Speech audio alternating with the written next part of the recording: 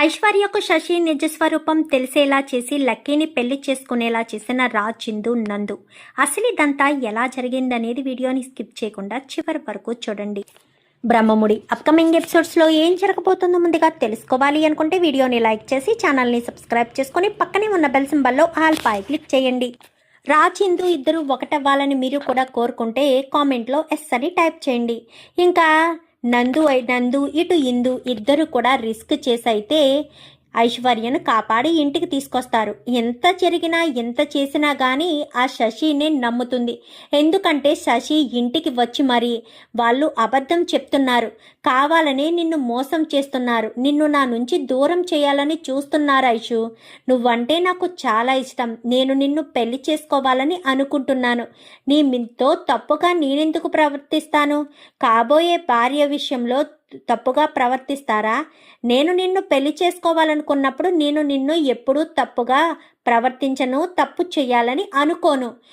వీళ్ళంతా కావాలని నిన్ను నన్ను వేరు చేయడం కోసమే మీ చెల్లెళ్ళు ఇలా చేశారు అంటూ ఇంకా లేనిపోనివన్నీ చెప్పి శశి అయితే నమ్మిస్తాడు.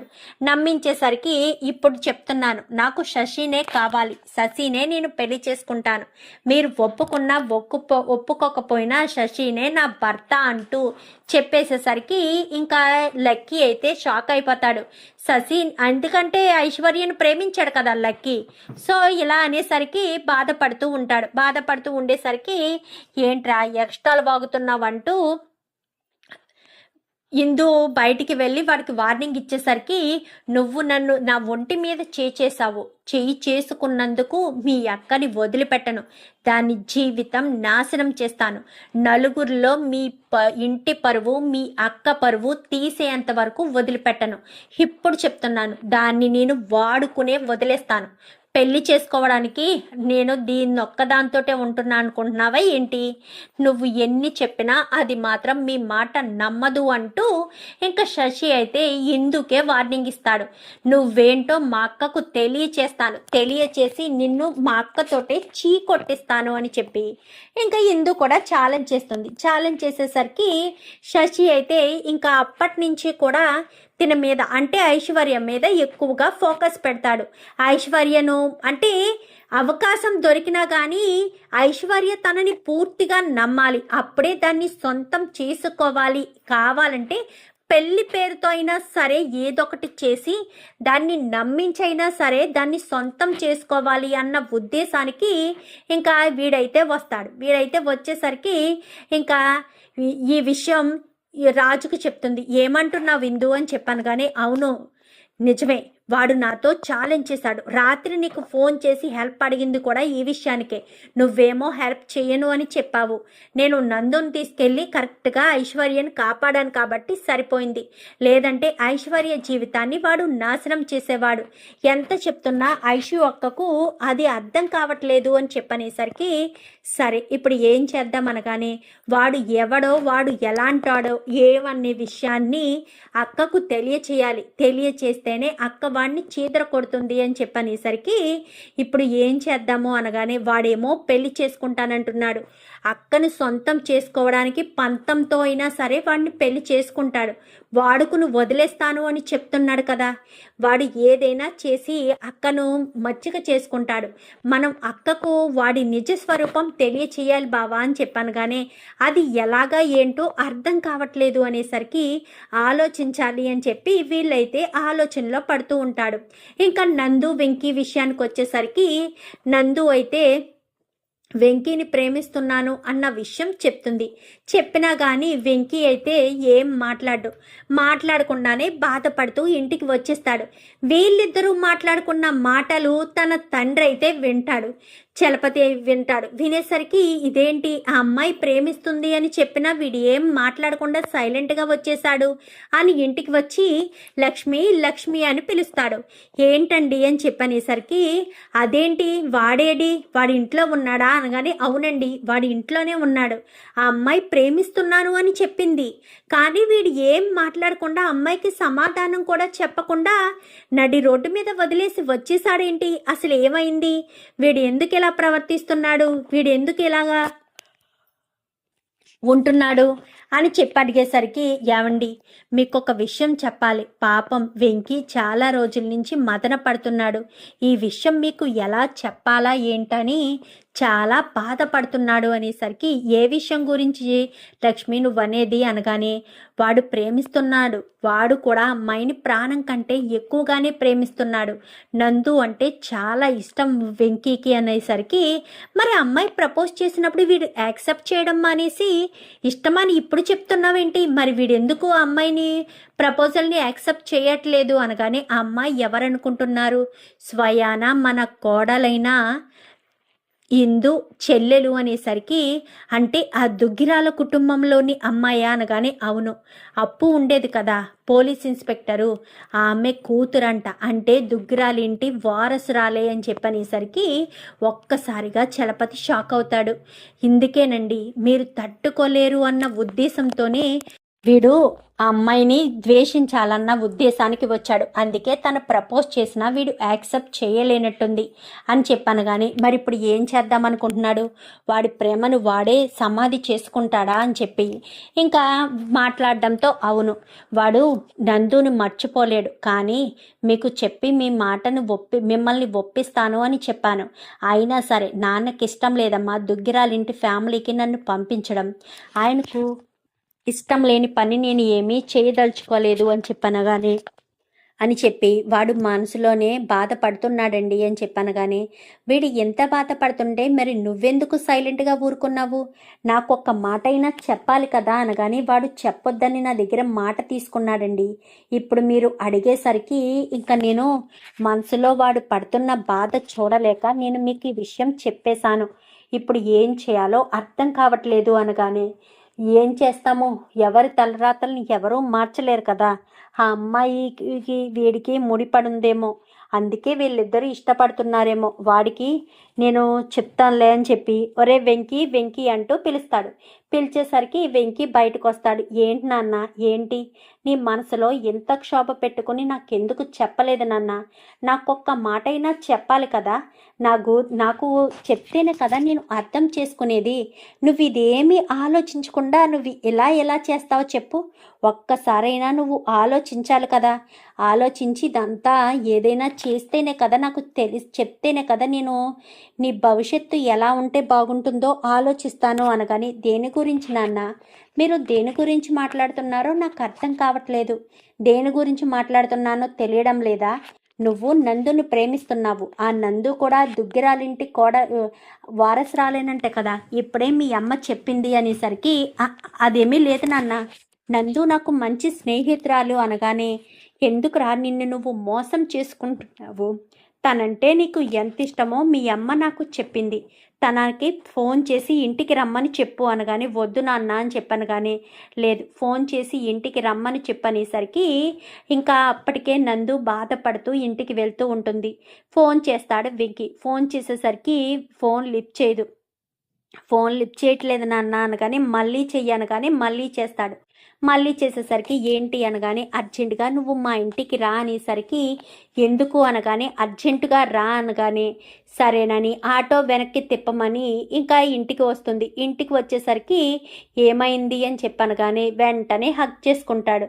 హగ్ చేసుకునేసరికి, ఎందుకురా, ఎందుకు నిన్ను నువ్వు మోసం చేసుకుని నన్ను మోసం చేస్తావు అనగానే, తప్పు వాడిది కదమ్మా, తప్పు నాదే, నేనే వాడి దగ్గర మాట తీసుకున్నాను అనగానే, ఏం మాట్లాడుతున్నారు అంకుల్, మాట తీసుకోవడం ఏంటి, దుగ్గిరాలి ఇంటి వారసురాల్ని ప్రేమించొద్దు, పెళ్లి చేసుకోవద్దు, ఎవరిని పెళ్లి చేసినా ప్రేమించుకున్నా నాకు అభ్యంతరం లేదని వాడితో మాట తీసుకున్నాను అనేసరికి, దుగ్గిరాలింటి వారసురాలంటే ఎందుకు వద్దంటున్నారు అనగానే, అది మా పెద్ద కొడుకు కూడా మీ ఇంటి వారసుడు కాబట్టి అని చెప్పనేసరికి, ఏమంటున్నారు అంకుల్, మా ఇంటి వారసుడా అంటే బావా అనగానే, అదే మీ రేవతి ఉందంట కదా, మీ రేవతి అత్త వాళ్ళ కొడుకు ఇందుకి బావ అవుతాడు అనేసరికి ఒక్కసారిగా షాక్ అవుతుంది. భావన, రేవతి అత్తన, ఈ విషయాలేమీ నాకు తెలీదు, మా నానమ్మని అడిగి తెలుసుకుంటాను అని చెప్పనేసరికి, చూడమ్మా, నా వెంకీ కూడా నువ్వంటే చాలా ఇష్టం, ఇద్దరు క్షేమంగా ఉండాలనేదే నా తాపత్రయం, అక్కడ రేఖ ఉంది, రేఖ చాలా దుర్మార్గురాలని విన్నాను అనగానే, రేఖ ఆంటీ ఆట ఎలా కట్టించాలో రేఖ ఆంటీని ఎలా కంట్రోల్ చేయాలో నాకు తెలిసిలేండి అంకుల్, మీరేమీ బాధపడకండి, భయపడకండి అని చెప్పి, రే వెంకీ జాగ్రత్త రా అని చెప్పి అక్కడి నుంచి కాస్త ఇంటికి వస్తుంది. ఇంటికి వచ్చిన తర్వాత అపర్ణనైతే నిలదీస్తుంది. నిలదీయడంతో నీకెవరు చెప్పారే అనగానే చలపతి అంకుల్ చెప్పారు అనేసరికి, నీకెందుకు చెప్పాడు అనగానే నేను వాళ్ళ అబ్బాయి వెంకీని ప్రేమిస్తున్నాను అని చెప్పనగానే ఒక్కసారిగా షాక్ అవుతారు. ఏం మాట్లాడుతున్నావే, నిజంగా ప్రేమిస్తున్నావా అనగానే అవును తాతయ్య, నిజంగానే ప్రేమిస్తున్నాననేసరికి అయితే తొందరలోనే దీనికి కూడా పప్పన్నం పెట్టేయచ్చు అన్నమాట అని అంతా కూడా సంతోషంగా ఉంటారు. సంతోషంగా ఉండేసరికి వీళ్ళు ఇలా ముగ్గురు మాట్లాడుకుంటూ ఉండగా శశి ఇటు వీళ్ళిద్దరూ ఇంటికి వస్తారు. ఇంటికి రెడీ అయ్యి అంటే ఇంటి నుంచే వెళ్తుంది ఐషు, మళ్ళీ ఇంటికి వస్తుంది చేతిలో కార్డులు పట్టుకుని.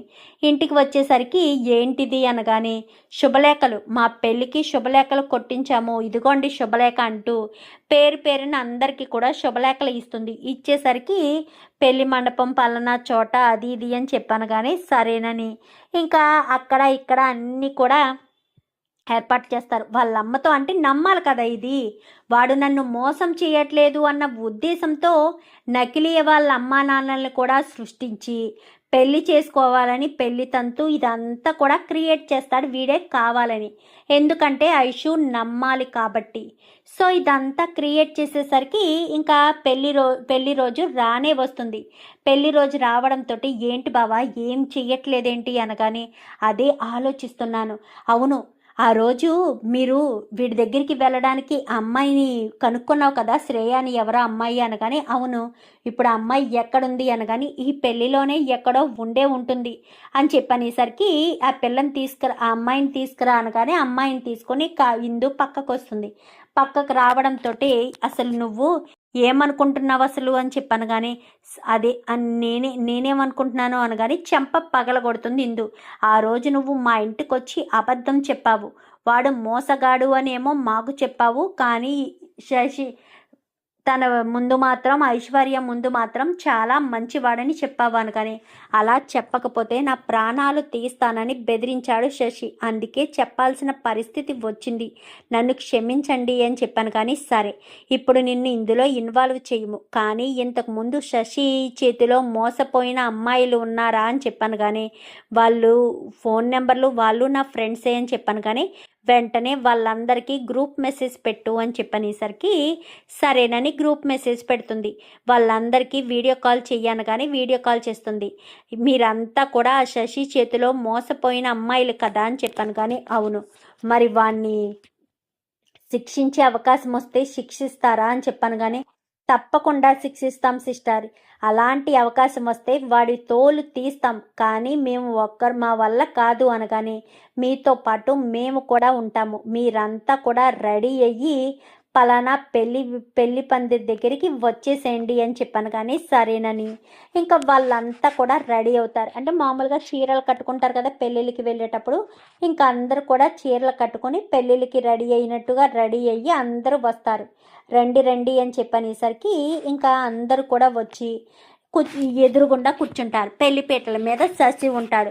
ఒక్కొక్కరు వీడు మామూలుగా కాదు, వీడు ఏకంగా 8 మందిని ట్రాప్ చేసి 8 మందిని వాడుకుని వదిలేస్తాడు. వాళ్ళందరూ కూడా ఎదురు సీట్లో కూర్చునేసరికి వాళ్ళని చూడడంతో చెమటలు కారిపోతూ ఉంటాయి శశికైతే.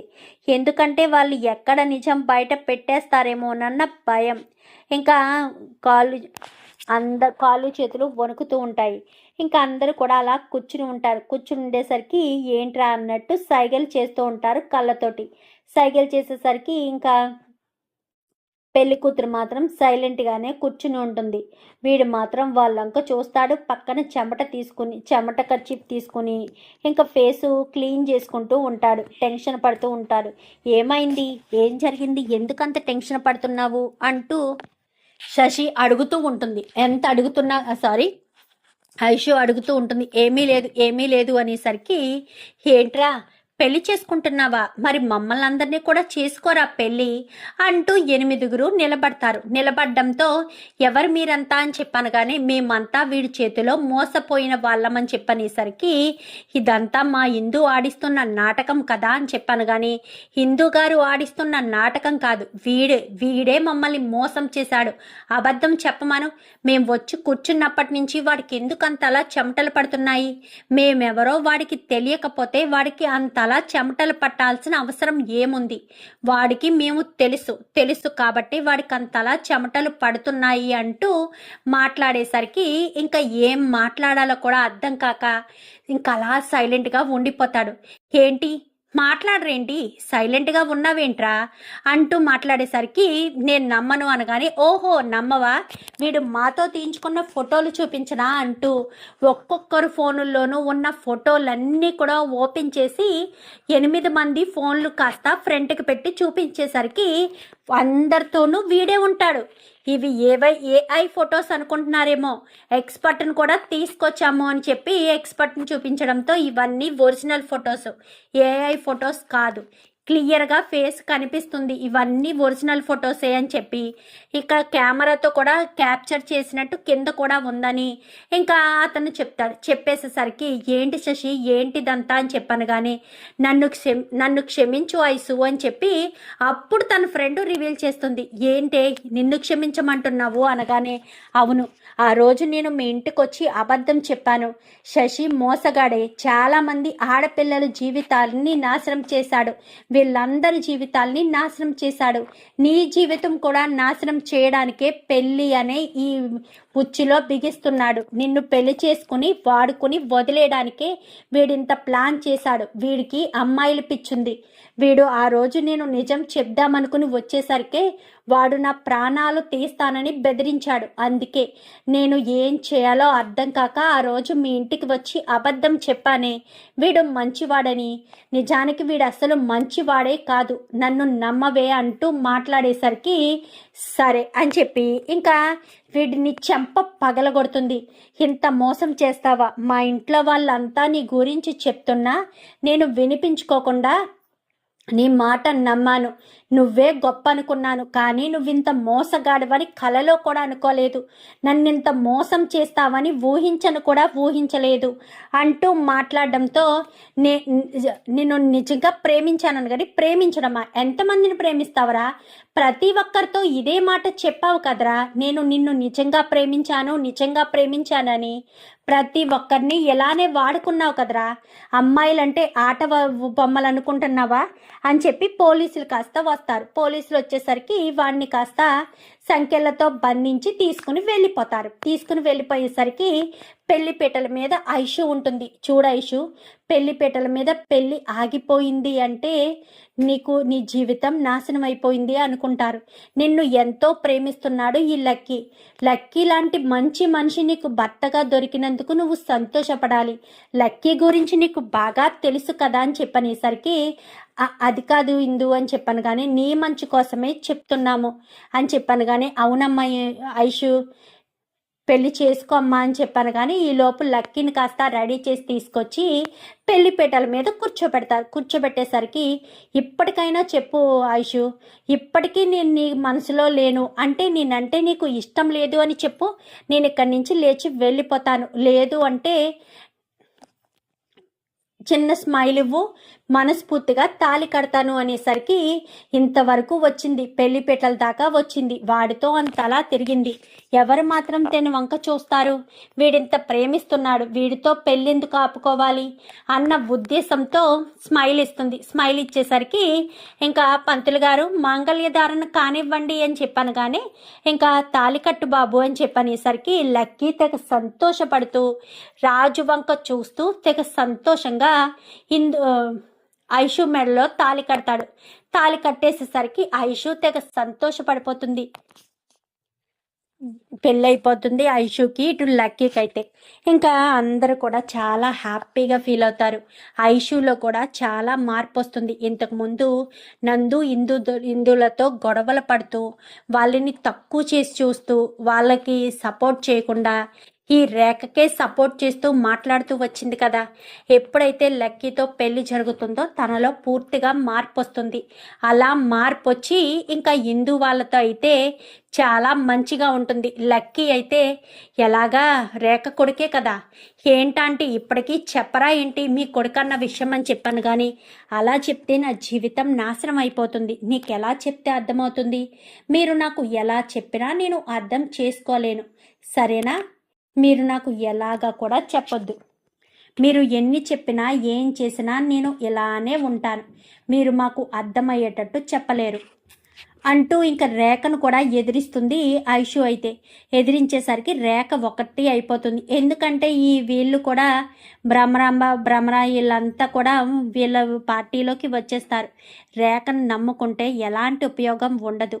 నాకు తన కూతురి పెళ్ళి అవ్వాలంటే హిందూతోటే ఉండాలి అని ఇంకా తన భర్త శేషు అది చెప్పేసేసరికి భార్య కూడా మారుతుంది. మారి హిందూ వాళ్ళతోటే కలిసి ఉండాలి, కలిసి ఉంటేనే వాళ్ళతో ఉంటేనే మన కూతురు జీవితం బాగుంటుంది, లేదంటే బాగోదు, అది అర్థం చేసుకో. ఇంకా రేఖ ఒకటి ఒంటరిదైపోతుంది. ఒంటరిదైపోయేసరికి ఇంకా రేఖ అలా ఒంటరిగా ఉండడంతో ఇంకా ఎవ్వరు కూడా రేఖ జోలికి వెళ్ళరు, రేఖతో సరిగ్గా మాట్లాడరు. అందరూ కూడా రేఖకు ఎగేనెస్ట్గా ఉంటారు. ఎగేనెస్ట్గా ఉండేసరికి రేఖ ఒంటరిది అయిపోవడంతో ఇంకా రేఖ ఇంట్లో ఉండాలా, ఇంట్లోంచి బయటికి పంపించేయాలా అన్న ఆలోచనతో ఉంటారు. ఆంటీ అంతా కలిసి ఉందాం ఆంటీ, మీరు మంచిగా ఉంటే మేము మాత్రం మిమ్మల్ని ఎందుకు దూరం చేసుకుంటాము? ఒక్కసారి ఆలోచించండి ఆంటీ, పదే పదే మీకు చెప్పాలని అనుకోవడం లేదు, ఒక్కసారి మా గురించి కూడా ఆలోచిస్తే బాగుంటుంది కదా అని చెప్పనేసరికి ఏం ఆలోచించాలి, నేను ఇలానే ఉంటాను ఈ ఆస్తి కోసం ఎప్పటి నుంచో అనగానే, చూడు రేఖ, మీ అమ్మ బ్రతికున్నంత రోజులు కూడా ఆస్తి ఆస్తి ఆస్తి అంది, ప్రశాంతంగా లేకుండానే ఉండిపోయింది, అలానే చనిపోయింది. నువ్వు కూడా ఆస్తి ఆస్తి అంటావేంటి? ఆస్తి అంతా తీసుకుని ఏం చేసుకుంటావు? చనిపోయేటప్పుడు చేత్తో పట్టుకుని వెళ్ళిపోతావా ఏంటి? లేదు కదా, మరి ఆస్తి గురించి ఎందుకంతలా ఆలోచిస్తావు? ఆస్తి గురించి ఆలోచించుకో రేఖ, అందరితో కలిసి ఉండడం గురించి ఆలోచించు. అందరితో కలిసి ఉంటే సంతోషంగా ఉండొచ్చు అన్న విషయం గురించి ఆలోచించు. అది నువ్వు ఆలోచించకుండా ఎందుకు ఆస్తి గురించి ఏదో ప్రాణాలు పోయేటట్టు నెత్తిని వేసుకుని పోయేటట్టుగా చేస్తున్నావు అని చెప్పాను. కానీ అది కాదు ఆంటీ అనగానే, చూడు రేఖ, మంచిగా ఉంటే అందరితో పాటు సంతోషంగా ఉంటాము. ఒకప్పుడు దుగ్గిరాల కుటుంబంలో మీ అమ్మ ఇలాని చిచ్చులు పెడుతూ గొడవలు పెడుతూ ఉంది, ఏమీ సాధించలేదు. నువ్వు ఇప్పుడు ఇదే చేస్తున్నావు. మీ అమ్మ అనుభవించిన క్షోభే నువ్వు అనుభవించాలా? మంచిగా మారి అందరితో కలిసి ఉంటే అంతా సంతోషంగా ఉంటాం కదా, అది నువ్వు అర్థం చేసుకోకుండా ఇలా చేస్తావెందుకు అని చెప్పాను. కానీ అది కాదంటీ అని చెప్పనేసరికి, చూడండి ఆంటీ, మీకు చెప్పేంత గొప్ప వాళ్ళం కాదు, మీరు మమ్మల్ని ఎంత టార్చర్ పెట్టారో మాకు తెలుసు, కానీ మీ గురించి మేము ఎప్పుడూ తప్పుగా అనుకోలేదు. మీ అమ్మగారిలో ఉన్న లక్షణాలే మీకు వచ్చాయని అనుకున్నాము. దయచేసి అందరూ కలిసి ఉందాము అని చెప్పాను. కానీ ఇంకా అంతా కూడా చెప్పేసేసరికి ఇంకా ఎవ్వరు అంతా కూడా మంచిగా ఉండాలి అని అంత మంచిగా చెప్తుంటే, లేదంటే తను చేసిన దుర్మార్గాలకి తనని జైలుకు పంపించాలి, జైలుకు కూడా పంపించకుండా క్షమిస్తాము, క్షమాభిక్ష పెడతాము, అందరూ కలిసి ఉందాము అని ఇంత చక్కగా చెప్తున్నప్పుడు రేఖలో మాత్రం మార్పు ఎందుకు రాదు? ఎప్పుడైతే ఐషుకు లక్కీకు పెళ్లి జరుగుతుందో రేఖలో కూడా మార్పు స్టార్ట్ అవుతుంది. ఇంకా అంతా కూడా కలిసి ఉందాం, సరే ఆంటీ అని చెప్పి అంతా కూడా సంతోషంగా కలిసి ఉందాము అన్న ఉద్దేశానికైతే అంతా కూడా వచ్చేస్తారు. అందరూ చాలా హ్యాపీగా దుగ్గిరాల కుటుంబం కలకల్లాడుతూ ఎంతో సంబరంగా సంతోషంగా అయితే దుగ్గిరాల ఫ్యామిలీ అయితే ఉంటారు. అలా ఉండేసరికి ఇంకా అందరూ కూడా పూర్వ వైభవం వస్తుంది. ఆఫీసులో ఎక్కడ ఎలాంటి కుట్రలు ఉండవు. అప్పుడు రుద్రాణి ఉన్నప్పుడు అన్ని కుట్రలు కుతంత్రాలతో తన జీవితాన్ని నాశనం చేయడంతో పాటు కొడుకు జీవితాన్ని కూడా నాశనం చేసింది. ఇప్పుడు ఇంకా రేఖ పూర్తిగా మారడంతో దుగ్గిరాల ఫ్యామిలీకే శత్రువులు లేకుండా ఉంటారు, అంతా హ్యాపీగా ఉంటారు. చూద్దాం మరి రాబోయే ఎపిసోడ్స్లో ఇలాగే జరగాలని మీరు కూడా కోరుకుంటే కామెంట్లో ఎస్ అని టైప్ చేయండి. Thank you for watching.